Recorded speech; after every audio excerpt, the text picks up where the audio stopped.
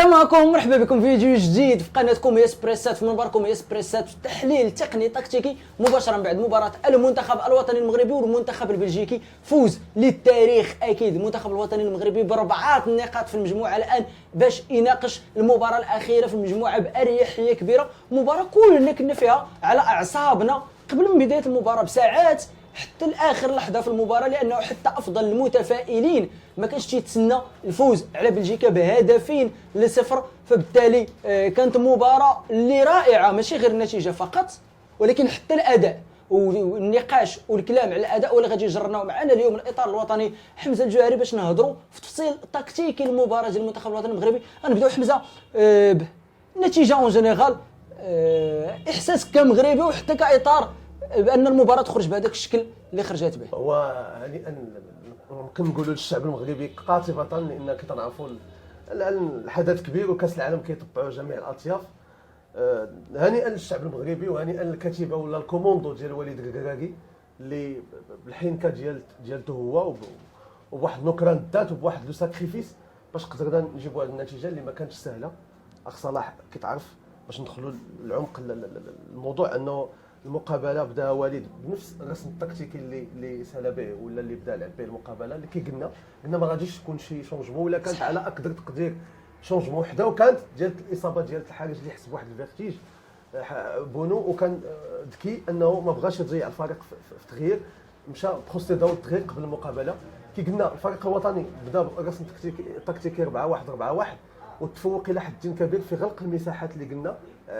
حاولوا ايزوليو دي بروين، واش الشيء اللي تاتى من بدايه المقابله شفنا واحد كونسيرفاسيون ستيريل ديال الفريق البلجيكي وتيعاود يرجع يبني من الخلف، انه ما لقاوش نفوسهم في شي بعض كره ولا جوج اللي كانوا بعض الاخطاء اللي عاديه هي ديال لا بريسيون، وكانت تمشي الكره وكانوا يحاولوا يضغطوا المرمى ديالنا. ولكن على العموم الفريق البلجيكي ما شفناش انه خلق شي فرص التسجيل اللي كانت باينه وواضحه على العموم. صحيح حمزه، المنتخب الوطني المغربي كي قلنا دخل 4-1 ببلوك كومباكت بلا لين كونفرونطاسيون ميديان، لا لين ديفونسيف كانت طالعه، في حين المنتخب البلجيكي كان في بدايه المباراه تيلعب بديفونس ا3 كانوا قدامهم كل من اونانا وفيتسيل وربعه ديال اللاعبين وباتشواي بوحدو.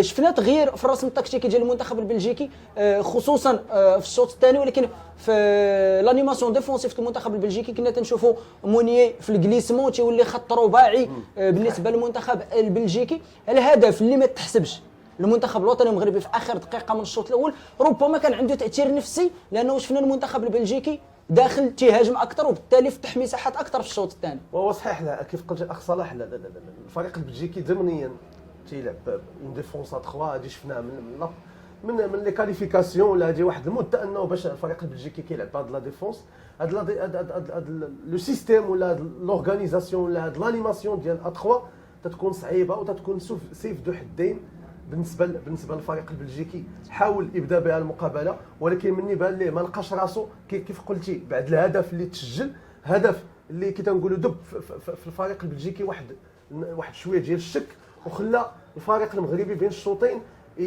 يولي يعيش واحد الاريحيه، وشفنا انه عطاهم واحد شويه ديال الثقه وبدات الثقه تطلع مع مرور الدقائق. سورتو انه الفريق البلجيكي ما كانش تيشكل خطوره، لان كي تنقولوا الفريق المغربي قطع الظلمه على دي بروين، لانه هو دي بروين ما قطعش عليه الظلمه، هو قطعها على لا سورس اللي بتعطيه دي بروين، الشيء اللي سهل الخروج بالكره للفريق الوطني. وحتى لو كنتي ديفونسيف بلا لين ميديان كان الفريق الوطني واقف كي قلتي ان بلوك كومباكت على مر 90 دقيقه. هذه مقابله اخ صلاح اللي ماشي تقني غادي يعاني بزاف، ولكن الحمد لله حنا كتقنيين عرفنا بانه الخطوره ما كتكونش، حيت لا كونسيرفاسيون ولا الحيازات الكره كانت ستيريل ديال الفريق البلجيكي. صحيح حمزه، جاو هدفين بجوج من دي بازاريتو اللي هما من الاسلحه اللي ناجعه في كره القدم الحديثه.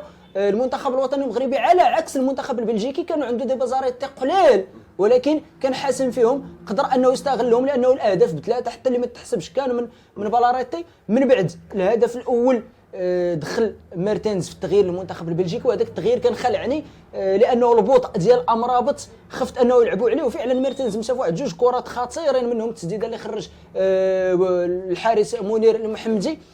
ولكن من بعد الهدف الثاني المنتخب، انا شخصيا كان الخوف الاول ديالي والاخير هو واش غنبقاو مكونسونطريين مزيان باش نحافظوا على النتيجه، ولكن بينوا اللاعبين على انه كانوا في اعلى درجات التركيز.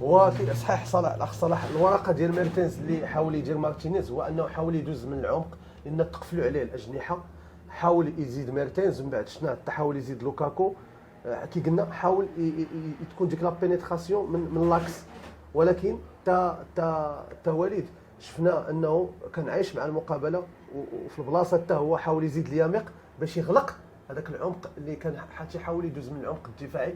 تونينا كنشوفوا لوكاكو واليامق ان كونتر ان في لي بالزاريتي، وهذا هو الوضع العادي انه ديما تشوف اللاعب اللي تيكون في نفس الحجم ديال اللعاب وفي نفس القوه الجسمانيه ديالو. الحمد لله كي قلنا وليد الكراكي توفق في التغييرات ديالو، لانه التغيير اللي جاب الهدف ديال الصابيري والتغيير حتى ديال حمد الله عطى واحد لا فريشور مني بدوك لي ديفياسيون وبدوك لي زوندو اللي حاول اللي يلعب.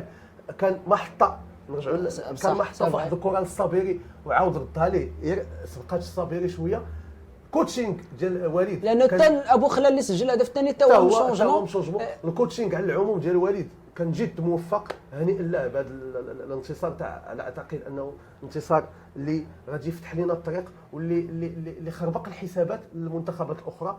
الفريق الوطني ضمنيا الان الا انتصر في المقابله الثالثه اعتقد انه غادي يدوز هو الاول وغادي يتفادى واحد من لي غرون مورسو من لي غروند ناسيون ديال كاس العالم. صحيح حمزه، وحسابيا بغض النظر على نتيجات كندا وكرواتيا الان، وبغض النظر حتى على مباراه بلجيكا وكرواتيا في الجوله الثالثه، تعادل امام كندا يضمن للمنتخب الوطني المغربي التاهل في كل الحسابات. ولكن خص ندخلوا مباراه كندا بنفس هذا الروح وبنفس القتاليه، ولما لا فوز اخر وتاهل على راس المجموعه. اخ صلاح انا عجبني لا كونفيرونس دو بريس ديال وليد، قال بانه باقي ما درنا والو، سي فغي حسابيا ولا باقي مازال ما دزناش للدوزيام تور باش نحلموا فوق من الدوزيام تور. الان عندنا مقابله صعبه ديال الفريق الكندي اللي فريق اللي سون دي زاكروشور، فريق اللي تيلعب بدنيا، سي دو انجلو ساكسو لو جو ديالو، يعني خصنا نكونوا موجهين ليه. هو وليد قال داكشي المعقول اللي خصو يكون انه حنا غادي نريكوبيريو وغادي نبداو. الشعب المغربي عنده الحق يفرح، الناس جميع مكونات الشعب ان عندها الحق تفرح. شفنا الان الحمد لله الناس خارجين للشارع، من الناس حقها تفرح، ولكن الناس اللي كونسيرني والناس اللي كتسير انا راه عندها العمل اخر. كاين شويه لا ريكوبيراسيون، كاين جي بلس ان غدا غادي يكون فيه لا ريكوبيراسيون، غادي نشوفوا لي جوور اللي بليسي شويه ولا اللي كيحسوا بالعياء، كيكونوا دي سيونس اللي باش كنغطوا التراول البدنيه للمقابله الجايه، لانه هادو